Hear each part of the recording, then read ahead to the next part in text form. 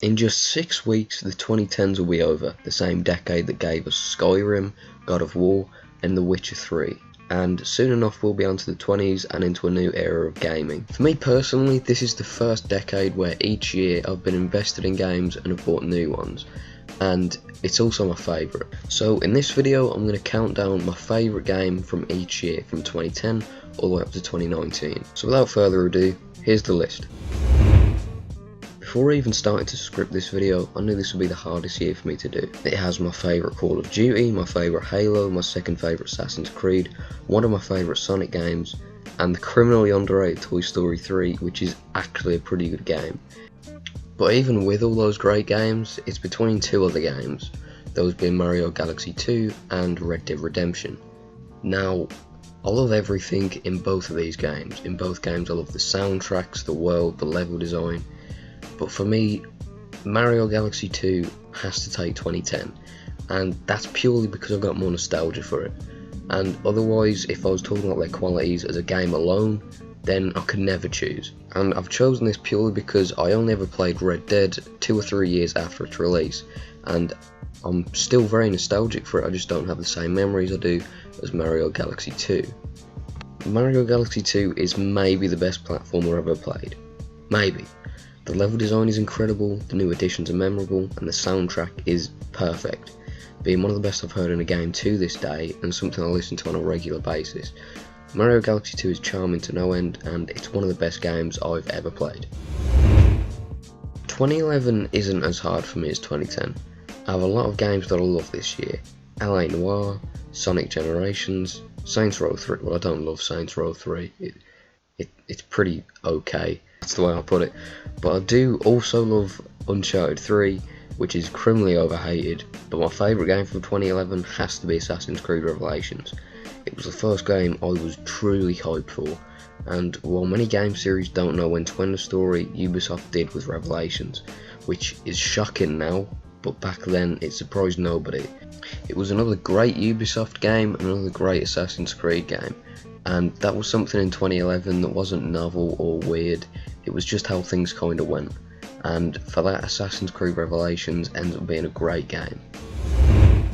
2012 for me is one of the quieter years on this list, while we had games like Black Ops 2, which was prime Call of Duty, Halo 4, which was a downgrade from Reach but still pretty good, Hitman Absolution, which was different to the other Hitman games but again still good, and Assassin's Creed 3, which like the others was different, worse, but still good. It was a year of good games, not so many great games, but there were plenty of good ones. And for me, my game of the year 2012 is Lego Batman 2. No, I'm not joking, it's a fucking good game. It was the second of two great Lego games that year, and it elaborates so much on the first game really well, and had so much great new content, and is much more of a DC game rather than just a Batman game. And I couldn't tell you how many hours I put into it. There's really not much to say about this game other than the fact it's just another great Lego game. I think it was the last Lego game that had as much charm and style as it did, but hopefully a new Lego Star Wars will pick up on that. 2013 was an absolutely insane year for games, especially open world games, giving us Saints Row 4, GTA 5, Assassin's Creed 4, Batman Arkham Origins, as well as others like Bioshock Infinite and Super Mario 3D World. Now, by this point, you've probably noticed I've been neglecting one game from 2013, and that's The Last of Us.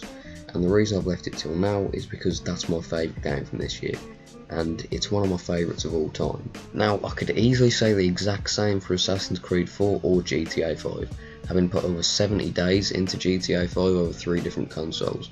Now, I've put significantly less time into The Last of Us, but it hit me so much more. It's got a story surrounding one of my favourite protagonists of all time, and it's one of the most impactful games I've played ever, and it's so replayable as well as having a pretty good multiplayer, and just rounds itself out as one of the best games of all time. 2014 for me is definitely the year of forgotten games. We had South Park The Stick of Truth, the original Mario Kart 8 and Super Smash Bros 4, as well as Assassin's Creed Unity, which isn't so much forgotten as it is criminally overhated, but that's a video for another time. But for me, the best game in 2014 was The Crew. The Crew's a game you might not have even heard of, but it's one of the best racing games I've played ever. You might be thinking, where's Shadow of Mordor, where's Wolfenstein? Why have you picked a game like The Crew over those? And all I can say to that is, don't crucify me. Right, I'm fucking deleting the channel now, sorry about that. No, but really, shit jokes aside, The Crew's a game you've probably not heard of, and that's a real shame. And the game came out only 5 years ago, but I'm still really nostalgic for it.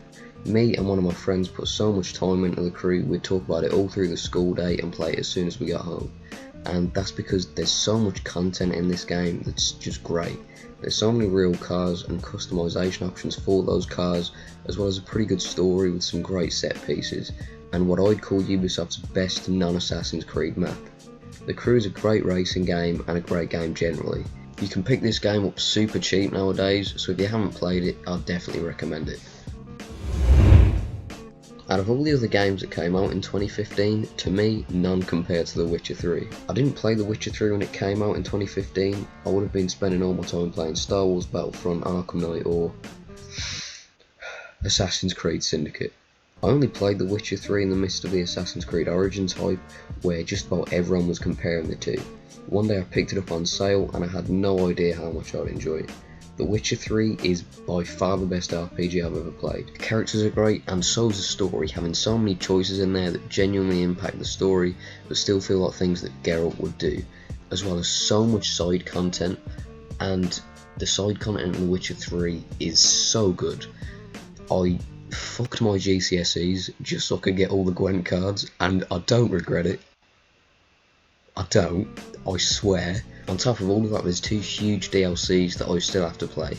The Witcher 3 is often called the game of the generation, and I think it's one of the few titles that deserves that. 2016 was another quiet year for me, but the good games this year were really good. Doom is maybe the best FPS that I've ever played, and it's much more than just a mindless shooter. Overwatch is one of the games I put the most time into, but the best game for 2016 for me was Uncharted 4. Uncharted 4 is such a great game because it's a great end to a story, just like Assassin's Creed Revelations was. It follows 2 of my favourite characters in gaming, played perfectly by Nolan North, and soon to be played by Mark Wahlberg, which I really can't wait for. The game's set pieces and action sequences are incredible, and they make the game just so replayable. In fact, I replayed it so much that I was able to beat the game in 6 hours for the Platinum Trophy.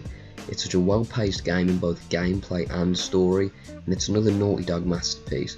And besides that, there's not so much to say because the game's story, graphics, gameplay, soundtrack and detail all speak for themselves. And the fact that Uncharted 4 improved so much on Uncharted 3, which was a great game already, just proves exactly why Uncharted is one of my favourite series of all time. And that's because each game in the series drastically improves and elaborates in everything from its predecessor, which is something very few game series have done ever.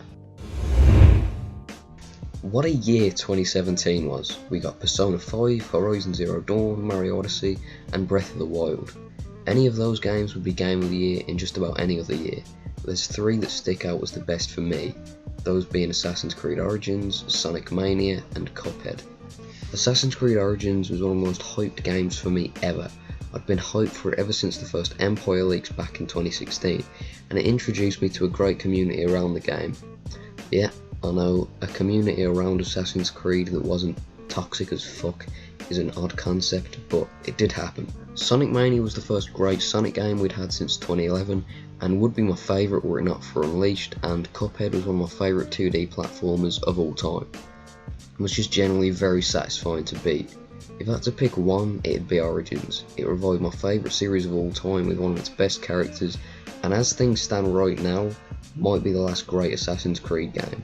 As much as I love Origins, I could easily switch it around for Sonic Mania or Cuphead as the best game of 2017. Now, this isn't hard for me at all, and that says a lot coming from the year that had God of War, Super Smash Bros Ultimate and Spider-Man PS4. As much as I love those games, they just don't compare to Red Dead Redemption 2. Red Dead Redemption 2 isn't just my game of 2018, it's my favourite game of the decade, and might be my favourite game of all time. The characters, the story and the world are all perfect in Red Dead 2, as well as some great gameplay sequences with some great set pieces included. The online is also pretty good as well.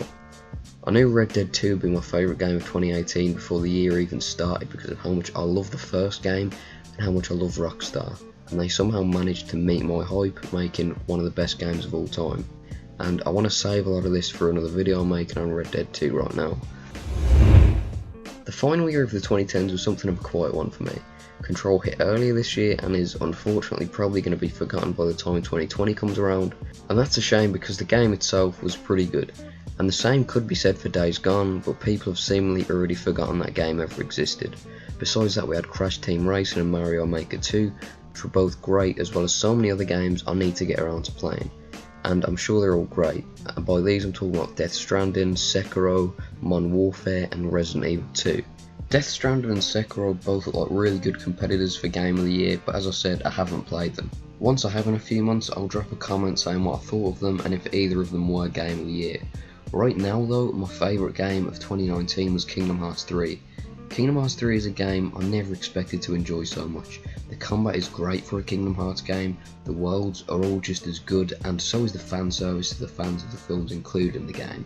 For me, Toy Story and Monsters Inc. most of all, and this is all without mentioning Tim Parney.